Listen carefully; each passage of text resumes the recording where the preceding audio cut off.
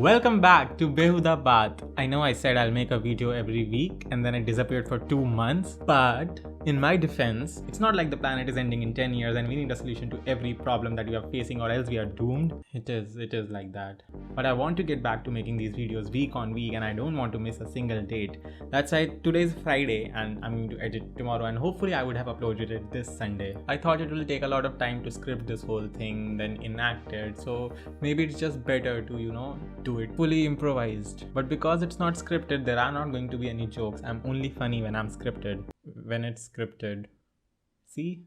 And by the way, if you hear any sounds, it's my locality. I don't live in a recording studio. Anyway, so the last video was about introducing you to the world of capitalism. So I was thinking maybe this week we should talk about communism. There's already a lot of videos on communism. So at first I thought I'll never make this video, but then I went back and saw those videos and I found them to be dry. I found them to be detached from our daily lives and I found them to be boring. Like not the videos, but the way they taught communism made communism seem like the most boring thing in the world, while it's actually the most fascinating thing there is. Okay, I'm getting ahead of myself. Let's recap capitalism. So in our society, we have this pyramid, okay? On the top of the pyramid are people who own things. So people who own factories, people who own production houses for movies, or big companies that own softwares and codes. Essentially, all these companies own the means of production. They own everything from which you can produce new things, or everything from which you can create value. So if you work in a factory that's making shoes, even though you are doing all the work of making the actual shoe, because the factory is owned by the boss, the shoe is also owned by the boss. So essentially, if you are making something worth 100 rupees, you only get 40 rupees out of it. The rest 60 is called surplus and it's kept by your boss. And you need this salary so you can buy your food, or you can buy clothes, or you can buy a place to live. For every basic necessity, you need money. And that money comes from your boss because you don't own anything. What that means is you have to do everything your boss tells you to. It means you need to wear a tie when you're told to. You need to come from 9 to 5 when you're told to. You only get 10-15 leaves per year. Even when you're sick, you need a permission to take a medical leave. If a politician or a king was doing all this, we would call it a dictatorship. But because the boss does it, it's okay. Well, that's capitalism. Under capitalism, 99.9% of the people own nothing and they are not free, while the remaining 0.1% own the world. So what's communism? To understand communism, let's first recall that I compared your boss to a dictator or a king. You remember kings? Farmers and workers and traders and merchants would do all the work, and then the king's men would come and take heavy taxes from these people and build palaces and go to wars, splurging money on monuments made in their name and big statues, that kind of thing. When money came into the hands of kings, it would mostly go in vanity. When you as a farmer would look at kings, you would realize that they are wasting away so much of the money that you're giving them in taxes. And if we refused to pay taxes, we'd be killed. So people revolted and they overthrew the king and they installed democracies across the world. Simplified. Well, now let's look at Jeff Bezos.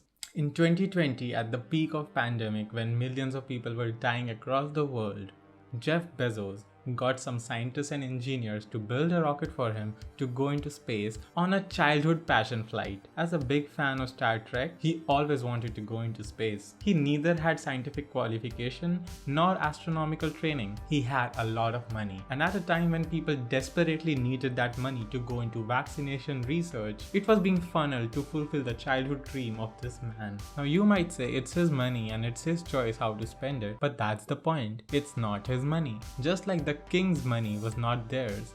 The farmers would grow 100 grains and the king would take 50 grains as taxes, making it their money. Just like that, Jeff Bezos gets all this money by making his workers work 12-hour shifts without even getting a urination break. These workers are not allowed to unionize and negotiate their salaries and get higher salaries, and by making them work in extreme conditions for minimum wage is how Jeff Bezos gets so rich. So just like 500 years ago, kings would build palaces and forts in their name, Jeff Bezos builds a rocket. He's not there to help humanity, he's there to loot humanity.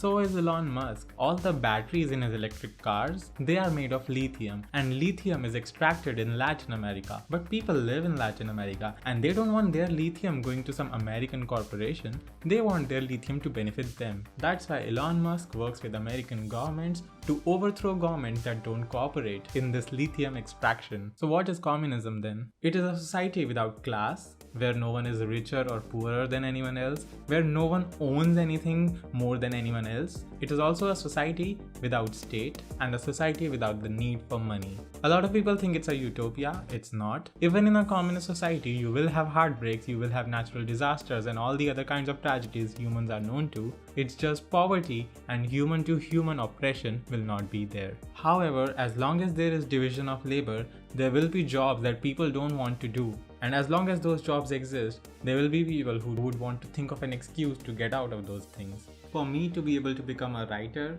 or for you to be able to become a coder or an analyst or whatever job you do, there are a lot of people who enable us to do these things. Which means a lot of us benefit from the pyramid structure of a society. Most of us get the money from top and we distribute some of it to the bottom and save the rest. So we all have stakes in this system. I'm sure most of us want a classless society, want a society in which all of us are equal. But that means something will have to be done about the division of labor, especially labor which exists only because there is poverty to be exploited. That question is answered by socialism. You know how kings used to waste so much of their money in building castles and palaces and fighting wars over land? But when we achieved political democracy, all this money got diverted into building roads and universities and hospitals. Exactly like that, we can build an economic democracy, where all this money that is extracted by our bosses by making us overwork and keeping us underpaid, all this money that they use in buying yachts and politicians and advertisements, with economic democracy, we can divert all that excess money into scientific developments, which means better healthcare. And because the medicines are not owned by bosses, it also means cheaper healthcare, better education, scientific progress, which also means focusing on automation. Automation that does not replace workers, but automation that makes the lives of workers much better and more dignified. And this wise and scientific use of excess and surplus money in society to make the lives easier for all the people in the world. This economic system where workers enjoy democracy and don't work under dictatorship of their bosses is called socialism. Socialism is the mediator between this capitalist dystopia and that communist utopia. It is the period in which all the people in the world are able to benefit from their own mehnat. They are free from exploitation and oppression, and all the surplus they create goes to a state which delegates this money into actually innovative and scientific endeavors. Socialism is how we make the communist utopia a reality. It is the most efficient system humanity can create. When India's oldest ally, USSR, was created in 1917, it was an impoverished peasant state. Within 10 years, it had achieved industrialization that was able to compete with America and was even able to put a man into space. Socialism gives results. It is humane, it doesn't waste money, and it is free of vanity. In fact, any argument that you have against socialism, such as corruption, is already present in capitalism. Except in socialism, you have the economic democracy to find a way to get rid of it. While under capitalism, there is just no way to get rid of corruption like lobbying. So that's our video for today. I hope it turns out good. I hope it gives you something to think about. Now, if you have any questions, you can leave them in the comments. All the comments are held for review so that I get to read all of them and answer any questions you have. Making these videos that attack capitalism means that I don't rely on sponsorship, which means I need you to support me. All the details are in the description. That's all. Stay curious, stay behuda.